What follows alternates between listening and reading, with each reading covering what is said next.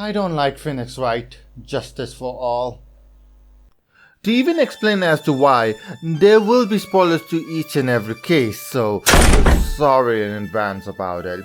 So let's start from the beginning. Well, Phoenix is having a nightmare of Judge killing him.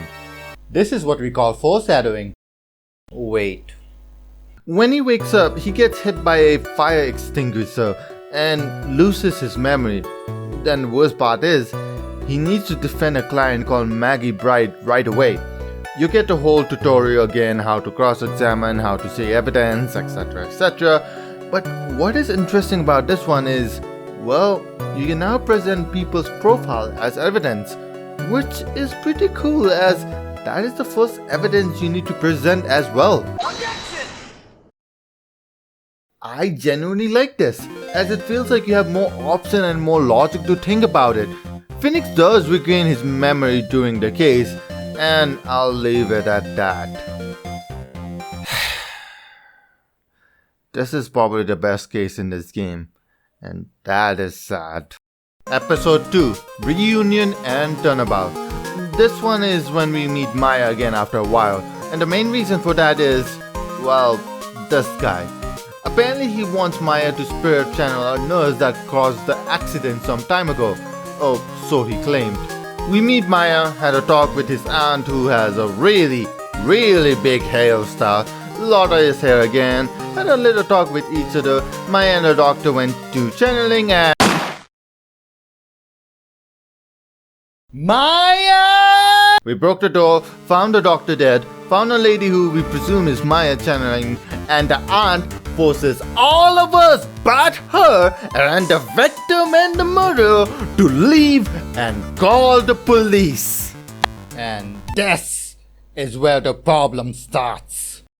At the very least, there needs to be 2 bystanders in the scene so that the crime scene does not get tampered. And guess what? The aunt did tamper the scene because she is an accomplishment, aka the mastermind of this whole thing.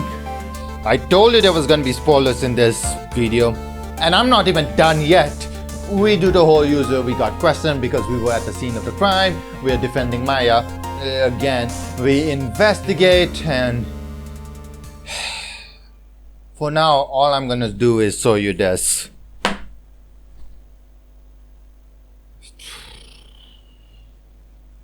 We talk with more people, and then we talk with a little girl.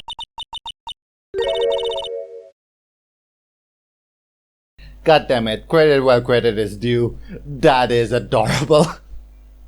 Meet Purse.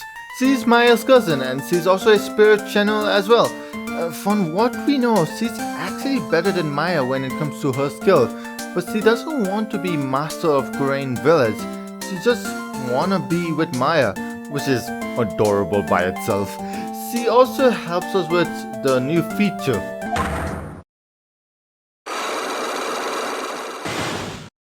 Cyclops. I personally think this makes the investigation more fun. It spices up what we had originally, and it's fun. Basically, you have a chain of events where you have to present evidence to show where they were, the contradiction in the statement, or who they're connected, and all that jazz. Get it right, you get one step closer to the truth, and you break the locks. Get it wrong and you get penalized or hurting your soul, but usually it's just penalizing your bar and all that jazz. What's really cool is that it feels like you're in a courtroom, a brief moment in a courtroom, but it's so fun. It's kind of obvious, but it's fun, and hearing the lock snap, God, it's so satisfying. And I'm running out of positive things to say about this game. In courtroom days, you meet a new prosecutor for this game, Francesca von Kama. Remember the name von Kama? Well, she's the daughter of Manfred von Kama, the prosecutor for Miles Edwards' case. Turns out she's a prodigy as well. Came back from Germany for one thing and one thing for only: revenge. Which apparently she has a right to use a whip against others as well for that reason. What's next? People are 100% okay with someone having drinking addiction to be in court.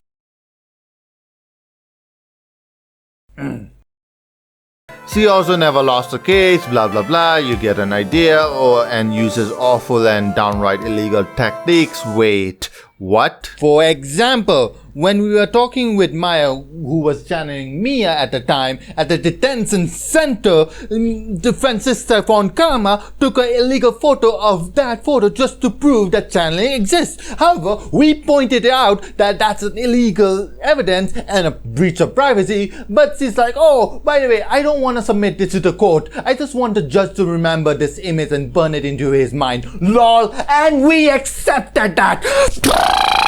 Yada yada yada, we beat her next case.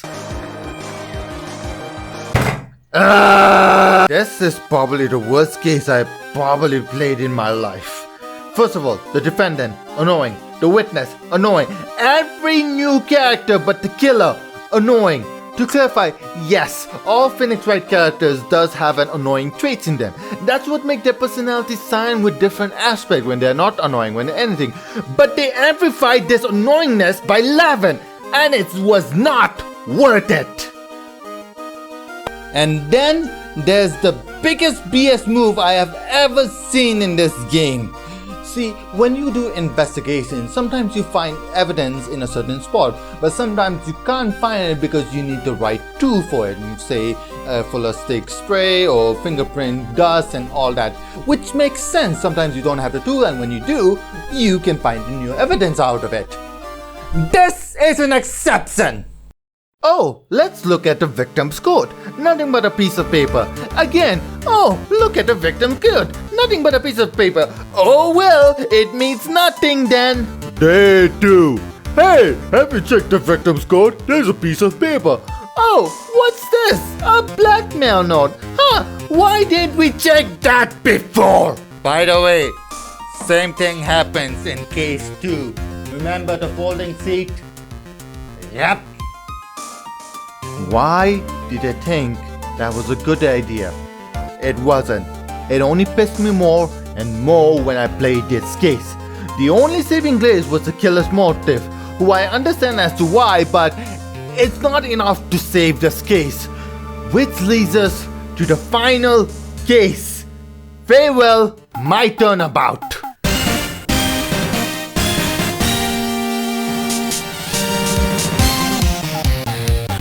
I'm just gonna cut this short. We went to Samurai Awards, so we were gonna have an announcement from one of the samurai about something. Turns out Jamming Ninja's actor got killed, and Nickel Samurai's 1 is suspicious of murder, and Maya got kidnapped, so we need to take the case to protect Nickel Samurai's actor. Maya! We take the case, but we ask him with our psychologue powers to ask him if he killed the victim. He said no. So you actually called the assassin to do the killing for you, right?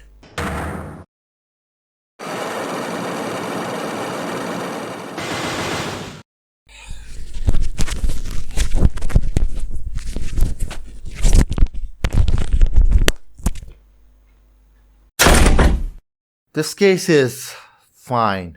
It's more so for us to lose so that Phoenix learns to fight for the truth and not for the defendant's innocence. Hence the nightmare at the very beginning. But I cannot deal with this game anymore. From the annoying characters to not letting us investigate because plot to just me predicting what is happening. I try to like this, but it's too much.